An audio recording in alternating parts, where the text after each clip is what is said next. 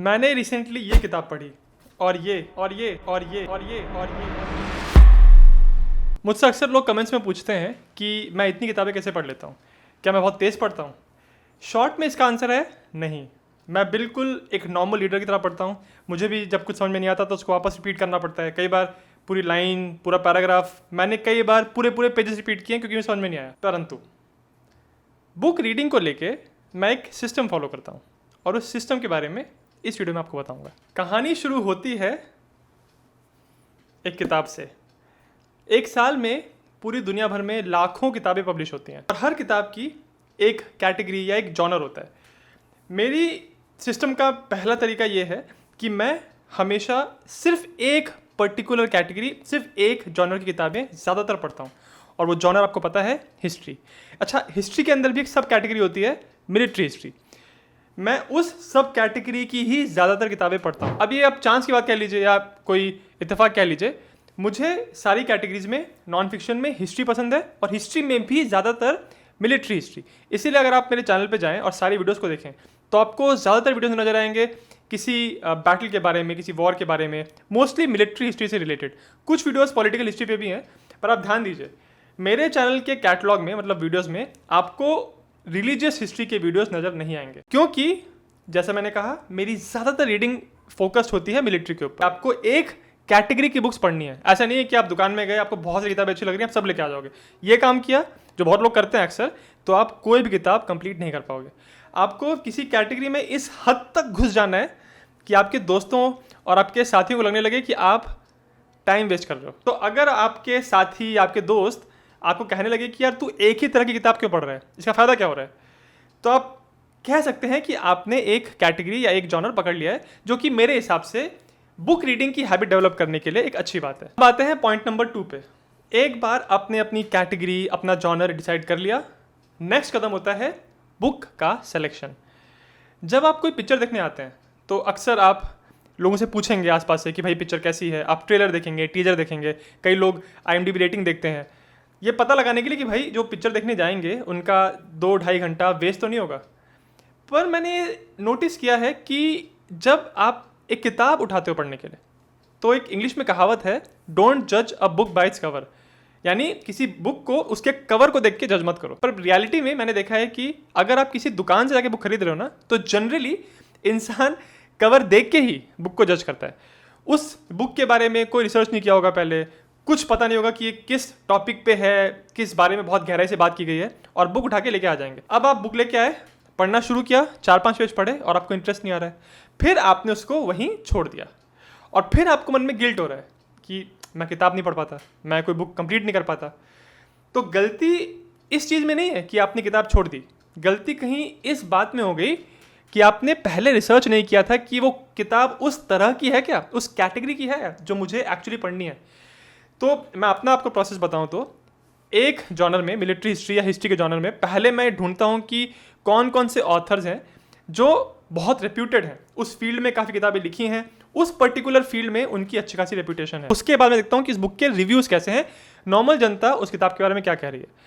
Reviews देखने के लिए जैसे मूवीज़ के लिए IMDb होता है, वैसे बुक्स के लिए होता है गुड रीड्स नाम की एक वेबसाइट है। ये एक्चुअली अमेजोन की वेबसाइट है, पर इसमें अक्सर लोग अपने फीडबैक या अपने विचार उस बुक के बारे में कमेंट्स में लिखते हैं। सेकेंड पॉइंट का सबसे इंपॉर्टेंट स्टेप है, मैं ये चेक करता हूँ कि उस बुक के टेबल ऑफ कंटेंट्स में क्या लिखा है, उसके इंडेक्स में क्या लिखा है, यानी कौन कौन से टॉपिक उस बुक ने कवर किए हैं। अगर कोई वर्ल्ड वॉर 2 की किताब है फॉर एग्जांपल, और वो यूरोप की लड़ाइयों के बारे में बात कर रही है, तो battle of France, battle of Berlin, Stalingrad, इनके बारे में थोड़ा बहुत आइडिया ऑलरेडी है, तो मैं कंटेंट्स देख के, बुक के इंडेक्स को देख के डिसाइड करता हूँ कि अच्छा इसमें ऐसा कुछ, किसी ऐसी टॉपिक के बारे में बात की गई है जो मुझे थोड़ा बहुत ऑलरेडी नहीं पता।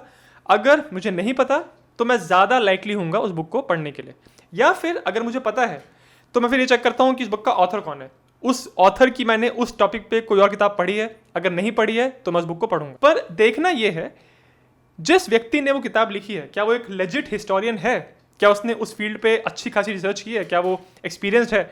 अच्छा, अगर हिस्टोरियन नहीं है तो क्या उसने उस टॉपिक पे बहुत ग्राउंड रिसर्च की है, वो जगहों पे गया है, उसने इंटरव्यूज़ किए हैं। अगर वो भी नहीं किया तो फिर क्या वो ऐसा इंसान है जो जिस पर्टिकुलर टॉपिक की बात कर रहा है उस टॉपिक के बारे में उसको पर्सनल एक्सपीरियंस बहुत ज़्यादा है।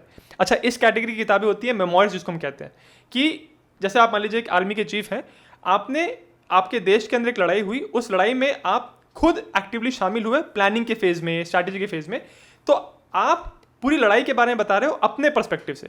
तो इस तरह की किताबें भी काम आती हैं क्योंकि आपको एक सीनियर आदमी का नज़रिया देखने को मिलता है। जैसे कि ये किताब है full spectrum, India's wars 1972 to 2020।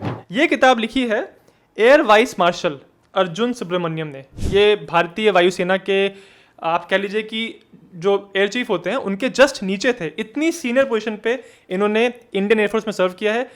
तो जब ये किताब लिखते हैं इंडिया के वॉर्स के बारे में 72 से 2020 के बीच में, इनफैक्ट इनकी इसके पहले भी किताब है, उस बुक का नाम शायद से इंडियाज़ वॉर्स है, उसमें उन्होंने बात की है 1947 से लेके 71 तक। तो ये 2 किताबें हैं।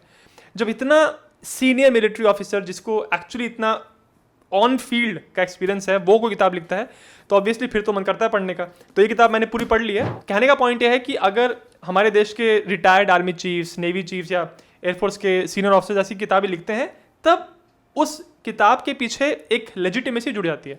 ऐसी किताबें मुझे लगता है और पब्लिश होनी चाहिए। कारगिल की लड़ाई के टाइम भारत के जो आर्मी के चीफ थे उन्होंने भी किताब लिखी है फ्रॉम सरप्राइज टू विक्ट्री, वो भी बहुत अच्छी किताब है। आपको यूरोप की हिस्ट्री पे या फिर अमेरिकन हिस्ट्री पे ढेरों, मैं कहूँगा सैकड़ों किताबें मिल जाएंगी जो लेजिट हिस्टोरियंस, क्वालिफाइड प्रोफेसर्स ने लिखी हैं। इंडियन मिलिट्री हिस्ट्री, मेरे एक्सपीरियंस में मैंने ये देखा है कि उतनी सारी किताबें पब्लिश नहीं होती इस जॉनर में। इंडिया की मिलिट्री हिस्ट्री में, इंडिया में इतनी सारी बैटल्स हुई हैं, बड़ी बड़ी बैटल्स हुई हैं, पर उनके बारे में हमको डीप डाइव या technical analysis, strategic analysis, tactical perspective ये सब जानने को नहीं मिलता क्योंकि रिसर्च मटेरियल जो किताबें लिखी गई हैं इस जॉनर में इंडियन हिस्ट्री में वो काफ़ी लिमिटेड है मेरे हिसाब से, स्पेशली कंपेयर टू यूरोपियन और अमेरिकन हिस्ट्री। हमारे देश में बेहतरीन हिस्ट्री स्कॉलर्स की कोई कमी नहीं है। तो मैं तो बहुत उत्सुक इस बात को लेके कि जब हमारे देश में भी इस जॉनर में भर भर के बहुत सारी किताबें लिखी जाएंगी। तो इस किताब में मैंने ऐसी बहुत सारी चीज़ें जानी जिनको मैंने अपने वीडियोस में कहीं ना कहीं किसी ना किसी तरीके से इस्तेमाल किया है। Which brings me to my next point number 3, and that is मैं एक समय पे मल्टीपल किताबें पढ़ता हूँ। बहुत सारी किताबें मैं पैरेलली पढ़ता हूँ। अब जैसे कि ये एक बुक है, ऐसा नहीं है कि मैंने इसको उठाया और पूरा एक बार में कंप्लीट किया। मैं इस समय ये बुक तो मैंने कंप्लीट कर लिया, बट उसके अलावा ये मैंने पढ़ी, the story of the Odyssey. इस पर मैं एक सीरीज़ बना रहा हूँ, फिर मैं एक वीडियो भी बनाऊँगा सारे व्यूअर्स के लिए। ये बुक मैं कंप्लीट कर चुका हूँ।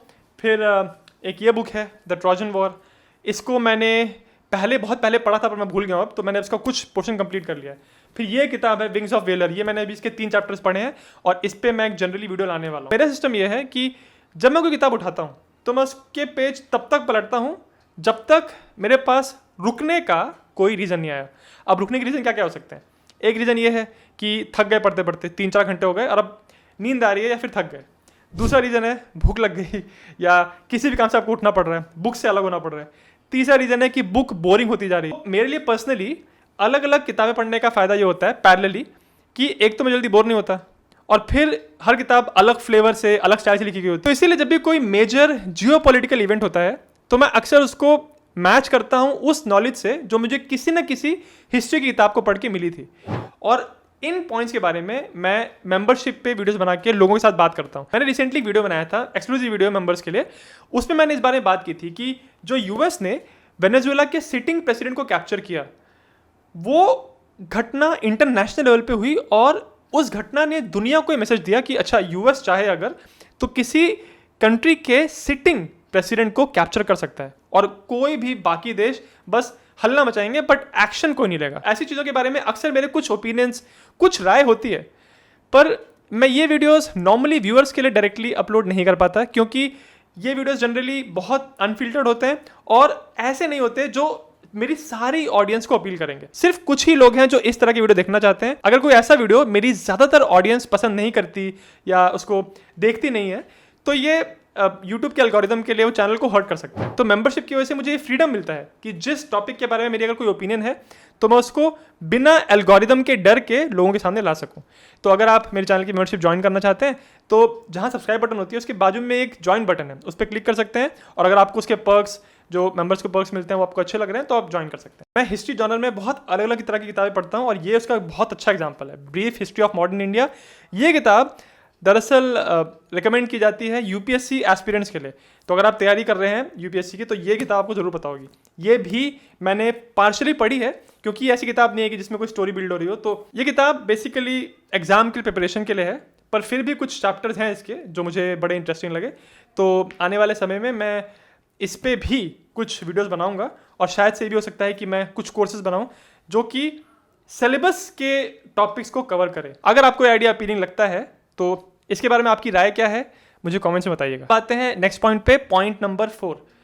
अगर मैंने किसी किताब को 20-25% पढ़ लिया और मुझे वो किताब पसंद नहीं आ रही है तो मैं उस किताब को पढ़ना बंद कर देता हूँ। ये विचार आई एम श्योर बहुत सारे बुक रीडर्स को पसंद नहीं आएगा, क्योंकि बुक रीडिंग को लेके ना दो तरह के लोग होते हैं। एक होते हैं जो किताब पढ़ेंगे और पढ़ना शुरू कर दिया अगर, तब चाहे किताब अच्छी लगे खराब लगे कुछ भी हो, वो किताब को कंप्लीट करेंगे। मुझे याद आ रहा है मैंने कुछ समय पहले बिल गेट्स का एक इंटरव्यू देखा था। वो भाई साहब कह रहे थे कि उन्होंने किताब उठा ली तो कुछ भी हो जाए वो किताब को छोड़ते नहीं है, उनको एक पर्सनली चैलेंज लगता है वो चीज़। बहुत लोग ये बात मानते हैं, उनका वो इस माइंडसेट से आते हैं। कुछ समय के लिए मुझे भी ऐसा लगता था, पर फिर मैंने ये एहसास किया कि अगर मुझे कोई किताब अच्छी नहीं लग रही है फिर भी मैं पढ़े जा रहा हूँ, तो उससे एक चीज़ तो ये होती है कि मैं बोर हो रहा हूँ। दूसरी चीज़, मैं टाइम जो कहीं और इतनी बाकी अच्छी किताबों में इस्तेमाल कर सकता था वो मैंने नहीं किया। तो इसीलिए अब मुझे बुरा नहीं लगता जब मैं किसी किताब को उठाता हूँ और 20-25% पढ़ने के बाद छोड़ देता हूँ। ये एक बहुत इंपॉर्टेंट पॉइंट है। अगर आपको बहुत सारी किताबें पढ़नी है तो किताबों को अबैंडन करने में शर्माइए मत। मैंने बहुत सारी ऐसी किताबों को बीच में छोड़ा है जो कि बहुत फेमस किताबें हैं, बड़े बड़े ऑथर्स ने लिखी है। उसका एक काफ़ी अच्छा एग्जाम्पल है ये किताब, why the west rules for now. Ian Morris ने ये किताब लिखी है और इस जॉनर में one of the best books कहा जाता है इसको। मैंने इस बुक को काफ़ी पढ़ा यार, मैंने आई थिंक 50% के आसपास पढ़ लिया। पर मुझे प्रॉब्लम ये हो रही थी कि एक तो बहुत इंफॉर्मेशन डेंस है, बहुत सारी इंफॉर्मेशन है इसके अंदर, और उसको प्रोसेस करते समय ऐसा लगता है कि अरे मैं प्रोसेस नहीं कर पा रहा हूँ। अभी मैंने गिव अप नहीं किया है, अभी तक कंप्लीट नहीं कर पाया हूँ, पर ये मेरा फेवरेट एग्जांपल है एक ऐसी किताब का जो कि बहुत फेमस है, बहुत वेल एक्लेम्ड है, पर मैं इसको अभी तक कंप्लीट नहीं कर पाया। पॉइंट नंबर 5, मैं किताबों को एक स्ट्रेच में जनरली नहीं पढ़ता हूँ। मैं एक चैप्टर पढ़ लिया, 2 चैप्टर पढ़ लिया, मैक्सिमम 3 चैप्टर। उसके बाद मेरी जनरली ये आदत है कि मैं अपने आसपास या अपने परिवार वालों के साथ या अपने दोस्तों के साथ जो मैंने पढ़ा उसके बारे में बात करने की कोशिश करता हूँ। अगर कोई किताब इंटरेस्टिंग नहीं है और मैं पढ़े ही जा रहा हूँ तो अक्सर ऐसा होता है कि कुछ पॉइंट के बाद आके इतना बोर हो गया कि किताब को छोड़ना पड़ता है। ऐसा ना हो इसीलिए मैं चैप्टर्स के बीच में ब्रेक लेता हूँ। पॉइंट नंबर 6, ये है मेरा एक एडवांटेज जो आप लोगों के पास नहीं होगा।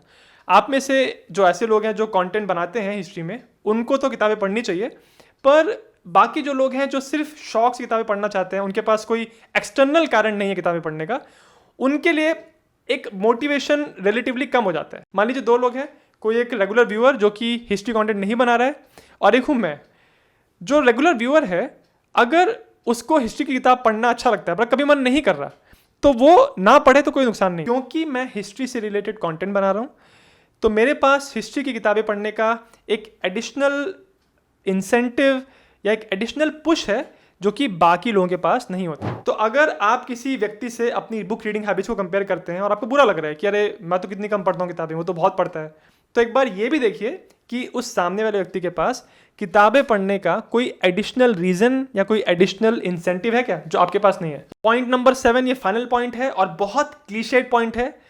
मैं किताबें इसलिए पढ़ पाता हूँ क्योंकि मुझे हिस्ट्री के बारे में पढ़ना पसंद है। मैं इसको क्लीशे इसलिए कह रहा हूँ क्योंकि ये बहुत ऑब्वियस लगता है कि हाँ पसंद है इसलिए तो तू पढ़ रहा है, पर मैंने ये एहसास किया है कि बहुत लोगों को लगता है कि उनको हिस्ट्री पढ़ना पसंद है, पर ये सच नहीं होता। मतलब जब आप पढ़ना शुरू करते हैं ना तो आप एहसास करते हैं कि हिस्ट्री जनरली उतनी इंटरेस्टिंग नहीं लगती जब आप पढ़ते हैं। तो मेरे साथ बहुत बार होता है, आज भी होता है, मैंने काफ़ी किताबें पढ़ ली हैं पर फिर भी ऐसा होता है। जैसे मैंने आपको इस बुक का एग्जांपल दिया ना, ये किताब मेरा अटेंशन होल्ड नहीं कर पा रही थी despite being an amazing book. तो ऐसा बहुत बार होता है कि आप किताब उठाओगे हिस्ट्री की और आपको लगेगा, आपने मेरा कोई वीडियो देखा और आपको लगा हाँ ये किताब मैं पढ़ूंगा। अब आपने वो किताब उठाई, आपको लग रहा है ये तो बहुत ही बोरिंग लग रही है यार, इसका वीडियो देख के तो लगा था कि इंटरेस्टिंग होगी पर ये तो बिल्कुल पढ़ने लायक नहीं है। ऐसा होना बिल्कुल नॉर्मल है, बिल्कुल होगा ऐसा आपके साथ।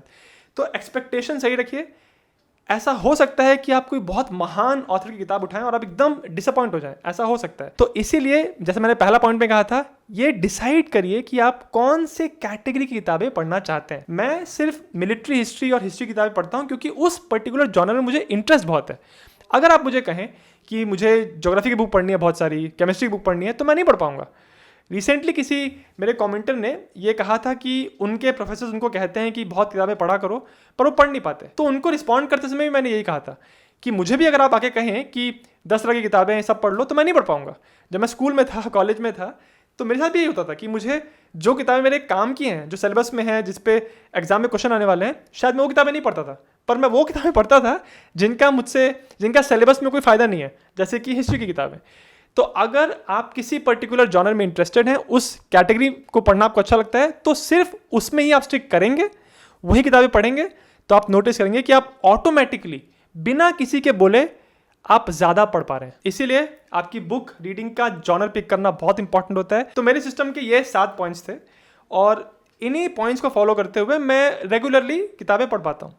पर मैं ये बात बहुत साफ कर देना चाहता हूँ कि ऐसा नहीं है कि आपको यही सिस्टम फॉलो करना है और ये सिस्टम, ये जो 7 पॉइंट्स हैं, ये पत्थर की लकीर है, सब पे अप्लाई होगा, ऐसा नहीं होता। जैसे कि मैंने एक पॉइंट में कहा आपको कि बहुत सारे लोग ऐसे होते हैं जो कि बुक को छोड़ना बीच में इसको बहुत बहुत बुरा मानते हैं कि अरे ऐसा बिल्कुल नहीं होना चाहिए। अगर तुम्हें किताब को बीच में छोड़ रहे हो तो तुमने उस किताब की इज्जत नहीं की, तुम्हारा चरित्र नहीं है पढ़ने वाला। बहुत तरह के लोगों के विचार होते हैं। मेरा ये विचार है कि मैं बुक को छोड़ देता हूँ, पर अगर आप बुक पूरी कंप्लीट करते हैं, चाहे आपको अच्छी ना लगे, तो उसकी भी एक वैल्यू है, उसकी भी इज्जत है। इसमें कुछ गलत सही नहीं होता। आपका बस एक स्टाइल है, आपका एक पर्सनैलिटी। अगर आपका कोई अलग स्टाइल है, आप बुक्स लगातार पढ़ने के लिए कोई सिस्टम फॉलो करते हैं, कोई ऐसा पॉइंट है जो आप शेयर करना चाहते हैं, तो मुझे कमेंट्स में ज़रूर बताइए। और अगर आप मेरे चैनल की मेंबरशिप ज्वाइन करते हैं, तो जैसा मैंने आपको बताया, आपको कुछ ऐसे एक्सक्लूसिव वीडियोस का एक्सेस मिलता है जिसमें मैं किसी टॉपिक के बारे में, किसी बुक जो मैं पढ़ रहा हूँ उसके बारे में कुछ राय व्यक्त करता हूँ। अगर जियोपॉलिटिकली कोई इंपॉर्टेंट इवेंट हो रहा है जिसके बारे में मुझे थोड़ी बहुत आइडिया है या कुछ हिस्टोरिकल कॉन्टेक्स्ट है मेरे पास, तो उन सारी चीज़ों के बारे में मैं मेंबरशिप पे बात करता हूँ। तो अगर आप वो वीडियोस देखना चाहते हैं तो आप चैनल को ज्वाइन कर सकते हैं। और अगर ये वीडियो आपको कुछ काम का लगा, कुछ पसंद आया, तो जिज्ञासम को सब्सक्राइब करना ना भूलिए। मेन वीडियो यहाँ पे ख़त्म हो चुका है। यहाँ के आगे मैं एक छोटी सी बात आपके साथ शेयर करूँगा। किताबें पढ़ना मुझे इसलिए भी पसंद है क्योंकि कुछ ऐसी छोटी छोटी खुशियाँ मिलती हैं किताबें पढ़ने से, जो नॉर्मली और किसी तरीके से नहीं मिल सकती। जब मैं कोई मूवी देखता हूँ या कोई वीडियो देख रहा होता हूँ, किसी एक्सपर्ट का इंटरव्यू देख रहा होता हूँ, और उसमें कोई ऐसी बात कही जाती है जो मुझे पता है क्योंकि मैंने किताब पढ़ी थी, तो एक बहुत इनएक्सप्लिकेबल टाइप की खुशी होती है। यानी उस खुशी को मैं बयान नहीं कर सकता। रिसेंटली उसका एक एग्जांपल देता हूँ मैं आपको। मैं किताब पढ़ रहा था, फुल स्पेक्ट्रम इंडियाज़ वॉर्स। ये मैंने बताया था ना आपको कि रिटायर्ड एयर वाइस मार्शल ने किताब लिखी थी, तो काफ़ी लेजिट, काफ़ी क्रेडिबल किताब है। इस पेज में जब मैं कारगिल कॉन्फ्लिक्ट के बारे में पढ़ रहा था, तो मैं अपने बुक मार्क भी ला के रखा है यहाँ पे शायद, हाँ, एक पैराग्राफ है यहाँ पे, आपको दिखाई नहीं पड़ रहा होगा, ओके, मैं थोड़ा सा इसका पार्ट पढ़ता हूँ। Air chief marshal Birender Tony Singh Dhanoa, ये उनकी बात की जा रही है, जो कि कारगिल कॉन्फ्लिक्ट के दौरान एक कमांडिंग अफसर थे 17 स्क्वाड्रन के, पर बालाकोट स्ट्राइक के दौरान ये भारत की वायुसेना के चीफ थे। कारगिल कॉन्फ्लिक्ट का एक इंसिडेंट बता रहे हैं। Discussing the damage caused to the Canberra, the squadron came up with a standard procedure on how to cope with a missile hit at those altitudes, deciding that they would stay with the aircraft and try to glide into a valley rather than eject over the jagged peaks. Little did they realize that days later one of them would be confronted with exactly the same situation. ये बताया जा रहा है कि उन्होंने ये SOP बनाया था कि अगर उन पहाड़ों के बीच में कोई मिसाइल उनको स्ट्राइक करती है तो प्लेन को तुरंत इजेक्ट नहीं करेंगे, पहले प्लेन को ग्लाइड करवाएंगे। ये चीज़ एयर मार्शल धनोआ से बात करके इस बुक के author air vice marshal Arjun Subramaniam ने इस किताब में लिखी है, और ये मुझे पहले से पता था। मैं रिसेंटली ललन टॉप पे एक इंटरव्यू देख रहा था जिसमें एयर मार्शल धनोआ जी इसी इंसिडेंट के बारे में बात कर रहे थे। और जब उन्होंने ये बात कही कि हमने ये नया SOP बनाया था कि हमारे प्लेन्स जब मिसाइल अगर उनको हिट करती है तो वो कैसे ग्लाइड करके नीचे उतरने की कोशिश करेंगे, इजेक्ट करने की कोशिश करेंगे, तो मुझे वही फीलिंग आई कि अरे तो मुझे पता है, और वो इसीलिए पता था क्योंकि मैंने किताब पढ़ी थी। तो ये छोटी छोटी खुशियाँ जो होती है ना, मुझे लगता है किसी और तरीके से रिप्लेस नहीं की जा सकती, और इन खुशियों के लिए मैं किताबें पढ़ता हूँ। मैं जल्दी ही कारगिल कॉन्फ्लिक्ट में जो एयर ऑपरेशन हुए थे उसके बारे में एक वीडियो बनाऊंगा, और इस किताब में कुछ नॉलेज मुझे यहाँ से मिली है। फिर एक मेरे पास किताब ये वाली है, wings of valour, Indian air force daring operations, इसमें भी कारगिल ऑपरेशंस के बारे में, अजय आहूजा जी के बारे में जिनको कारगिल कॉन्फ्लिक्ट के दौरान शूट डाउन कर दिया गया था, फिर नचिकेता जी के बारे में जो प्रिजनर ऑफ वॉर बने थे वापस आ गए थे, उनके बारे में इस किताब में लिखा है। कुछ इस किताब से इन्फॉर्मेशन लूँगा, कुछ सुब्रमण्यम जी की किताब से, और कुछ इस किताब से जो मैंने अभी रिसेंटली मंगाई, मैन ऑफ स्टील। 3 किताबों से रिसर्च होगी और फिर फाइनल मटेरियल जो रेडी होगा वो आपको वीडियो में नजर आएगा। एक इस किताब के बारे में फटाफट बता देता हूँ आपको, गन्स जर्म्स एंड स्टील। अगर आपको ये डिसाइड करना है कि मरने से पहले आपको 100 किताबें पढ़नी है तो उस लिस्ट में ये किताब आती है। बहुत ही उम्दा, कमाल की किताब और बहुत ज़्यादा रिनाउंड। भाई इस बुक के जो ऑथर हैं इनको मिला है पुलित्जर प्राइज़ इस किताब के लिए। ये देखिए, winner of the Pulitzer prize and the Rhone Poulenc science book prize, जो भी नाम है ये। इस व्यक्ति को इस किताब के लिए बहुत बड़े बड़े प्राइजेस मिले हैं, बहुत रेप्यूटेड ऑथर है ये। और इस किताब में इन्होंने बताया है कि कैसे वेस्टर्न सिविलाइजेशन ईस्टर्न सिविलाइजेशंस के ऊपर डोमिनेट करने लगी धीरे धीरे, जबकि गन पाउडर और इनिशियल जो वेपनरी थी, जो मिसाइल वेपनरी थी जो गन पाउडर से चलती थी, उस सब का शुरुआत हुआ था चाइना की तरफ, इंडिया की तरफ, मतलब उस एरिया में। पर कैसे उन वेपन्स को, उस टेक्नोलॉजी को इन्होंने उतना इफेक्टिवली इस्तेमाल नहीं किया जितना यूरोपियंस ने इस्तेमाल किया। फिर वही यूरोपियंस जाके दुनिया भर में अपनी कॉलोनीज बसाने लगे। मैंने इसमें एक चैप्टर पढ़ा, पता नहीं मुझे बताना चाहिए कि नहीं, क्योंकि उस पर मैं वीडियो बनाने वाला हूँ तो स्पॉइल हो जाएगा। पर उस चैप्टर में इस बारे में बात की है कि ऐसा क्यों हुआ कि स्पेनिश लोगों ने साउथ अमेरिका को इतनी बुरी तरह सब्जुगेट किया, उनको कॉलोनाइज किया, पर वही चीज़ उल्टी नहीं हुई। मतलब ऐसा नहीं हुआ कि साउथ अमेरिकन लोगों ने बाकी दुनिया में जाके लोगों को कॉलोनाइज किया। ऐसा ही क्यों हुआ कि स्पेनिश एम्पायर ने सारी चीज़ें की थी। बहुत ही कमाल का वो चैप्टर है। और पता है क्या होता है, जब हम बड़े बड़े इवेंट्स की बात करते हैं ना, जब हम किसी वॉर की बात करते हैं स्पेशली, तो हम जनरली ये सोच लेते हैं कि एक साइड की जीत इसलिए हुई क्योंकि उस साइड के सोल्जर्स बहुत बहादुर थे या उनके पास बेहतर हथियार थे, बेहतर असला था। पर ना ये कह देना कि सोल्जर्स बहादुर हैं इसलिए आप जीत जाओगे या इसलिए आप बड़ी बड़ी फतह कर लोगे, ये बहुत बड़ी गलती होती है। कभी भी ना आपके इंडिविजुअल सोल्जर्स आपको किसी लोकल बैटल में आपको जीत दिला सकते हैं, पर आप मे भी बैटल जीत लोगे, बट वॉर्स बड़े बड़े आप सिर्फ इंडिविजुअल सोल्जर की बहादुरी से नहीं जीत सकते। बड़ी जीत के लिए बहुत सारी चीज़ें एक साथ होनी चाहिए, जिनके बारे में इस किताब में बहुत बेहतरीन तरीके से बात की गई। वो फीलिंग होती है जब आप कुछ पढ़ा आपने और आपके मन में जो पजल्स थे वो कहीं अचानक से कड़क आके इकट्ठा हो गए, वो जो क्लिक होता है वो बहुत ज़्यादा सेटिस्फाइंग होता है। मैं यही कहूँगा कि अगर आप किताबें पढ़ना चाहते हैं तो ये बहुत ज़रूरी है कि आपके मन में ये बात बिल्कुल साफ हो कि आप किताबें क्यों पढ़ना चाहते हैं। Why should be very very clear. अगर आप सिर्फ इसलिए किताबें पढ़ रहे हैं कि किसी ने बोला है आपको या किसी को इम्प्रेस करना है आपको या किताबें पढ़नी चाहिए, तो आप नहीं पढ़ पाएंगे। आपका जब तक वाई क्लियर नहीं है, इनफैक्ट सिर्फ किताबों को लेके नहीं, लाइफ में किसी भी चीज़ को अगर आपको सीरियसली करना है ना, तो उसके वाई के बारे में सोचिए कि आपको क्यों करना है। अगर क्यों का आंसर आपका क्लियर है तो किताबें पढ़ना तो बहुत छोटी बात है, आप ज़िंदगी में बड़ी से बड़ी चीज़ें अचीव कर सकते हैं।